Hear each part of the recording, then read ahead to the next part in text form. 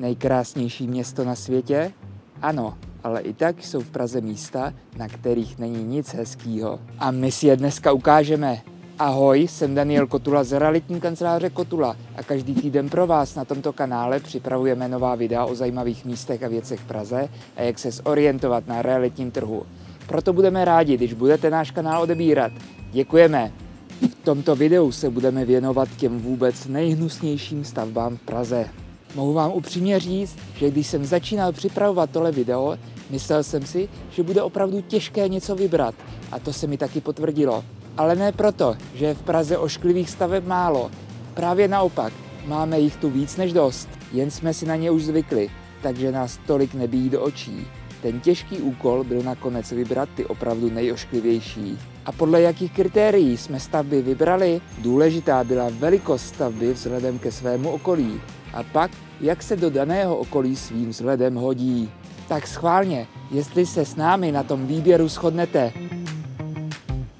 Tím prvním vybraným kouskem je hotel Don Giovanni na Žižkově, který si za svoji existenci získal velmi příznačnou přezdívku Sen šíleného cukráře.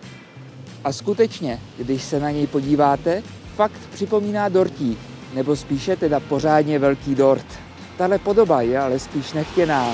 Architekt českého původu Ivo Nahálka, který v 90kách hotel navrhl, měl spíše záměr, aby hotel připomínal velké divadlo.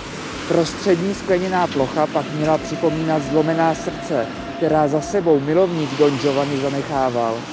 No nevím, ať už je to dort nebo divadlo, tak jedno jasné je. Tohle podnikatelské baroko sem vůbec nezapadá a mám takový pocit, že by nezapadalo ani nikde jinde v Praze. Co myslíte? Tyhle paneláky vypadají docela normálně, jako kdekoliv jinde v Praze, že? Jenže my jsme stále na Žižkově, kde je duch a architektura domů úplně odlišná. Na přelomu 70. a 80. let minulého století při rozsáhlé asanaci celého Žižkova nenávratně zmizely celé bloky původních domů a místo nich zde vznikly tyhle panelové domy, které se sem vůbec, ale vůbec nehodí. Za mě je to velká škoda. Tohle místo mohlo vypadat úplně jinak. Mnohem lépe. Přemístili jsme se do Starého Břevnova a právě tady vzniká futuristická stavba rodinného domu zvaný Golfový míček. Architekti tady trošku popustili uzdu své fantazii a i když se údajně chtěli inspirovat českým kubismem, nejsem si jistý, jestli se trefili. Tahle stavba bude vypadat normálně leda tak na Marsu, no posuďte sami. Oproti předešlým stavbám se tady alespoň ctí velikost a výška okolní zástavby. Svým stylem se sem ale prostě vůbec nehodí. Je to spíš taková zbytečná extravagance. Nezdá se vám? Pokud jste někdy jeli tramvají bez lístku a chytil vás revizor, tak tady to budete určitě znát. Jsme v ulici Na Bojišti, u této 10patrové budovy centrálního dispečinku dopravního podniku. A je to vážně macek, kterého v Praze můžete vidět z velké dálky. A není divu, okolní zástavbu převyšuje rovnou o 3 patra. A aby se sem vešel, muselo se zbořit 6 činžovních domů. Tahle stavba vznikla ve stylu brutalismu. Po celé Praze máme podobných kousků opravdu hodně. Například Kotvu, budovu Federálního shromáždění, hotel Intercontinental a desítky dalších. Dříve tento styl patřil mezi výkladní skříň socialismu. Dnes už to ale svoji krásu nemá. Od brutalismu si odskočíme k další ošklivé architektuře a to jsou některé moderní budovy. I když se nyní mohou zdát někomu na první pohled hezké, tak se obávám, že je jednou budeme hodnotit podobně jako brutalismus, který byl kdysi také líbivý a moderní.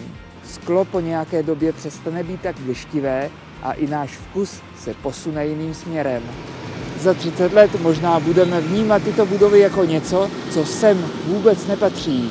A pravda je, že některé z administrativních budov svým objemem do okolí fakt nezapadají. Například tyhle krystaly na Bořislavce. Tím je naše video o nejošklivějších stavbách v Praze u konce. Tak co na něj říkáte? A znáte další stavby, které byste na tento seznam zařadili? A jak vnímáte novou výstavbu v Praze? Líbí se vám? Budu rád, když mi to všechno napíšete do komentářů. Jak jste asi poznali, Prahu mám rád a obdivuji její krásu. I když toto video bylo kritické, tak to byl jen povzdech nad některými ošklivými kousky, kterých doufám nebude přibývat. Jestli o něčem plno lidí říká, že je to hnusné, tak jsou to paneláky. Já ale nesouhlasím a myslím si, že si zaslouží zvláštní pozornost a pochopení. V nedávné epizodě jsme se proto panelákům věnovali. Jestli pak víte, kde se nachází nejstarší nebo největší panelák v Praze, věřím, že vás to překvapí. Odkaz na toto video najdete dole v popisku. Na tomto kanále pro vás každý týden připravujeme nové video o životě v Praze a jak si ho co nejvíc užít. Budeme proto rádi, když budete náš kanál odebírat. Děkujeme a těšíme se zase příští týden ve čtvrtek na viděnou.